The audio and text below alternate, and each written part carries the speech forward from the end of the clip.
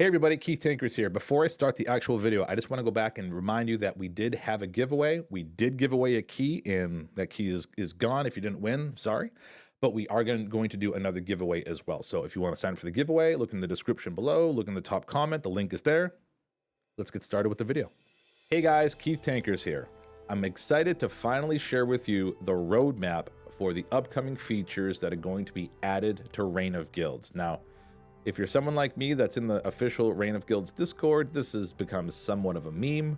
Every 45 minutes or so, someone will say, hey, roadmap when? And they'll probably tag the developers. Well, that meme has finally been put to rest as the roadmap has been revealed, and I'm excited to share with you today. So let's go into it. So they're breaking these up into chapters. The first one is on Chapter 1, June 2024, and it starts off with a combat system. If you look here on the right, it says magic medium arrows, magic heavy arrows. So every arrow or projectile or dart or whatever you want to say in the game, those are all wrapped up into the light versions. So bigger, beefier versions are coming as soon as June.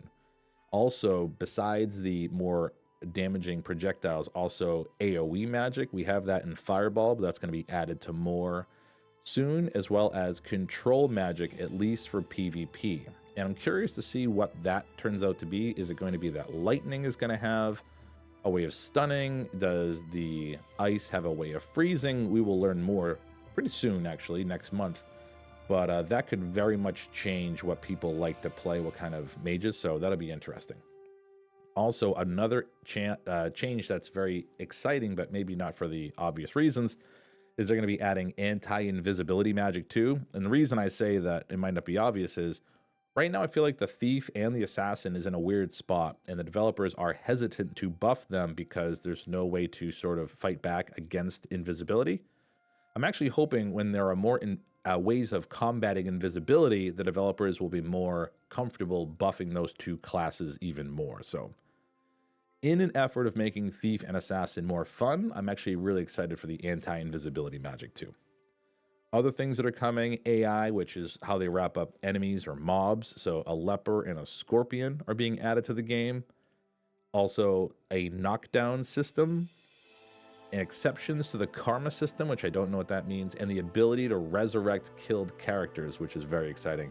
I myself typically play sort of an offbeat mage, either a support mage or a crowd control mage, and so, like in other games, I mean. And so being able to resurrect my friends is very exciting. I don't know exactly what they mean by exceptions to the karma system. Might be a thing where maybe if someone hits you or fights you, you can defend yourself without risk of karma, things like that. That would be a good addition, but we'll have to wait and see until we hear more information. They're also essentially going to be adding a tier 2 county, which making the game generally bigger is always a good thing, with more mobs and plant spawners and bosses and mini bosses and teleports and things. So that'll be great. They'll also be adding just gradually new items into the game. Not very descriptive there, but adding more stuff. They're going to be adding improvements to the castle siege system and a notification system. So I wonder if you would be notified if someone is trying to break into your castle. That would be great, just to have more instances or reasons to start PvP. So once that PvP loop happens and people like it, I think this game will start to grow in popularity even more. So I think that's very good that they added that very, very early. And then last but not least, bug fixes, vulnerability closures, and balancing, which I imagine is going to be at the end of every chapter. So that's June 2024. And again, a lot of good changes, but the big one, honestly, is going to be the PvP one, because I think that's going to bring more people to the game. Next up, we have Chapter 2, which starts in August. This is going to allow those control abilities that they're adding to the game to be used in PvE situations, which I'll be very excited about. And then also the ability for to cast things instantly. Sounds like more convenient and faster use. I'm not sure how that would work balance-wise, but I'm sure the developers have something in mind. Also, ability to summon friendly mobs. Now that is exciting. I think that's going to make some classes feel really, really great. You can imagine what vocations could do that. Well, probably the druid, right? Probably summoning a wolf or a bear or some sort of animal, or maybe a spirit animal or something along those lines. And then maybe even the barbarian. I've heard a lot of people use barbarian and shaman, those two names interchangeably for what we know as the barbarian class. But if that's how they're thinking about it, there's a chance that you might see a spirit animal or something like that with a barbarian too. And then, of course, the necromancer. Right now, the necromancer doesn't feel like a necromancer at all. And hopefully, with this update coming in August, you will have those additions of like skeleton pets or wraith pets or something like that. That will make that class feel really, really great. On top of that, they are saying they're going to add essentially melee improvements, right? They're calling this Melee 4.0. And I'm curious to know, is this the directional-based combat that Mordhau has, that Mortal Online 2 has, or if there are other additions and they're not going in that direction? I've been pretty vocal that I don't really want those kind of things in my game. That I don't really care for the directional-based melee. I know a lot of people love it, though, so curious to know what the developers are thinking there, but we will see come August. More enemies being added to the game. A Minotaur is coming in August, so that'll be really, really cool. Also, container improvements. It says improving the interaction with the in-game containers and inventory. I don't know if that means sorting or if you're going to have more sort of perhaps chests in your room, or if there'll be a quick dump feature so you don't have to, just so they make it so it's not so tedious to add things into your chest. Would be interesting to see. I would love to see a quick dump where, in other words, if you have mushrooms in your chest and you also have mushrooms on your person, you just hit a button, everything on your person that you also have in the chest just gets dumped into the chest. A lot of survival games do that. That would be great, as well as a standard sort feature. They're also adding associations to the game come August. This is going to be for like more efficient trading without the participation of a character. So essentially making sort of a merchant sort of system in the game, which would be very exciting. I love playing sort of the merchant role or the economy role. So the more they add to that part of the game, the more I'll be very excited.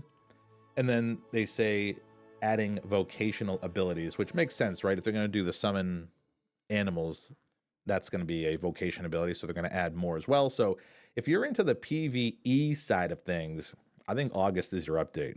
If you're sort of getting bored of the current state and you like the game, but you're kind of dragging, which I'm hearing a lot of. I'm hearing a lot of people say, you know, I'm really excited for the future of this game, but I've been playing this game for every day and I want to take a break. I'm hearing that from a lot of people who love the game, but just want to get more added to it before they play more.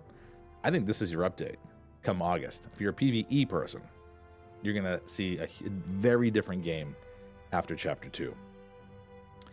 UX UI improvements, more hints in the game interface, a better guild system with new access and permissions of different levels. That'll be nice. Creating castles in your T2 counties, more items to the game, more optimizations.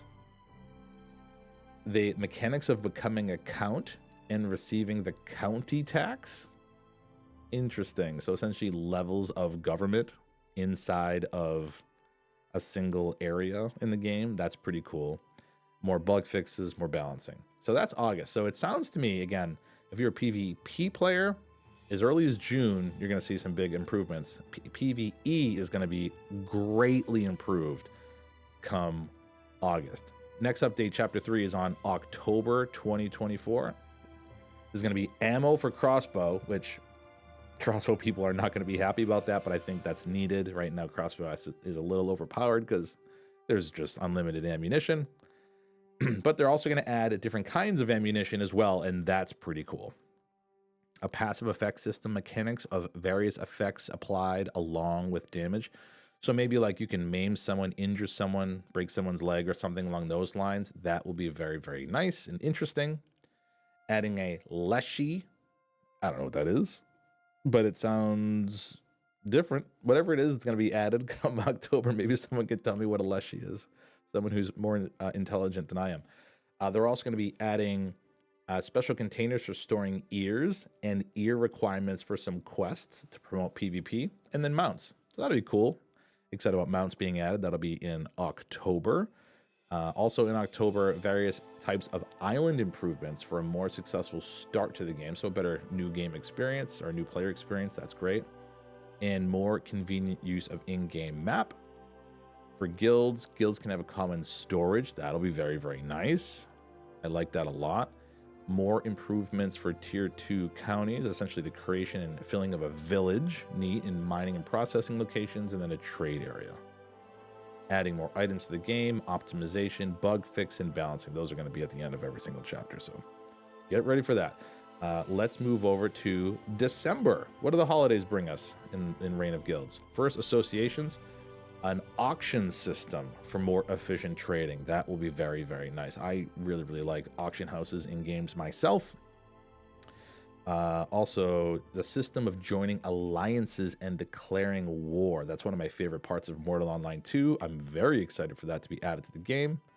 More vocation abilities coming in December. I wish they told us a little more detail here about what abilities are going to make October, what abilities are going to make was the first one October or August? Excuse me. What vocation abilities are coming in August and what abilities are coming in December, but we'll have to wait and see. Also, a tutorial rework is coming in December. More battle log improvements, which I like. I like going back and seeing what happened when I died. And county governance, a system that allows the count to influence the territory under his control. That is really cool. I like that a lot. I wonder in what ways can you influence? Can you add guards or I don't know. I don't know how you would, what you would do to influence, but that would be very, very cool. System of improvements and maintenance of castles. That's neat. I like that. More AIs, a lich and a ghost. Okay, more of an undead theme coming. I would expect that in October, not December, but what do I know? More improvements to tier 2 counties. They're going to create a city in a tier 2 county. They're going to fill that with underground locations. That's great. More mobs and plant spawners, more bosses and mini bosses, more teleports. You kind of expect that stuff. And then the ongoing more items, optimization, bug fixing, and balancing. That brings us to chapter 5, which is coming February of next year. Now we're in February of 2025. A new weapon, which is a staff, and a new stance as well. Very interesting to see what that means for our mage friends, or maybe even not just our mage friends. More vocation abilities drop in February. Again, I would love to know more detail, but we'll just have to wait and see. Kings and counts. Let's see, a castle construction system. I wonder how detailed they plan on making that. That's very interesting. Can you build your own castle or maybe tweak it? Be interesting to see. Tier 3 counties and creating the castles for tier 3 counties. Looks like that those two might go hand in hand. Various, again, optimization, bug fix, and balancing. So that's just going to be, well, I don't want to say a lighter update, but that's going to be all surrounding the tier 3 counties and the castles that you'll build there. All the way in April of next year, we're going to be creating another stance of using 2 one-handed weapons at the same time, and then a new stance for using a dagger, which is interesting. I like the idea of being a sneaky character, and if it's a thing where daggers do a lot of damage fast to either apply statuses or if they do more damage from behind or something, I'm not really sure. But I'm very interested to hear what their thoughts are there. I almost wish there was one step more detail, but we might have to wait until we get closer to some of these chapters. More vocation abilities, we've heard that before.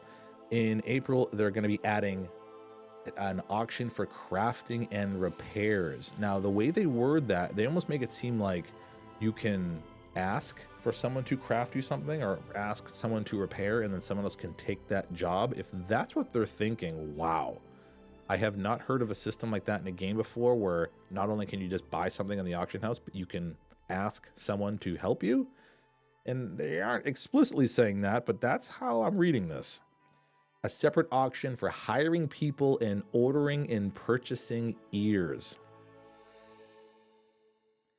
I'm reading this as there's someone who's a bully and I will pay someone to kill that person.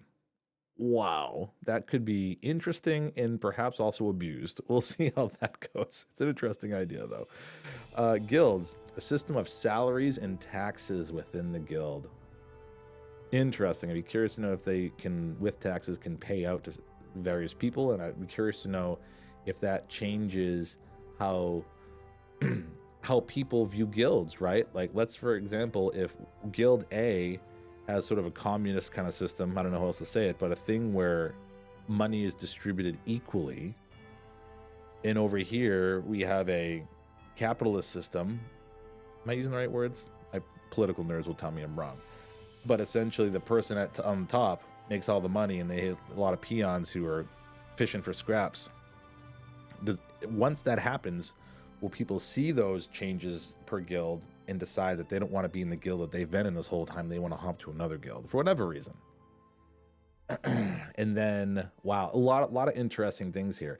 And then if you have someone who's a good player or a really good crafter or an influencer or someone that you want to have in your guild for any reason, you could pay them a salary, right? You could say, well, I tell you what, if we really need a druid, or we really need a enchanter, and we are willing to put you at this level where you would make this much money if you'll just join us because we need you so much. A lot of interesting things there that could be, I'll say interesting, could go sideways too. We'll have to see. More stuff with tier 3s, villages, mining processing locations, and a marketplace in your tier 3 location. Has anyone heard of like how they are thinking about tier 1, tier 2, and tier 3 counties? This is kind of a new concept for me. I haven't seen any documentation explaining this. If you know more about that aspect, I would like you to throw that in the comments, maybe a link or whatever, and I can review that. Moving along, now this time next year, June 2025. They're going to be creating a new bow stance with new ammunition and new items. That's cool. I'm excited about that now. I love the idea of having a bow. That's really neat. I'm excited for that.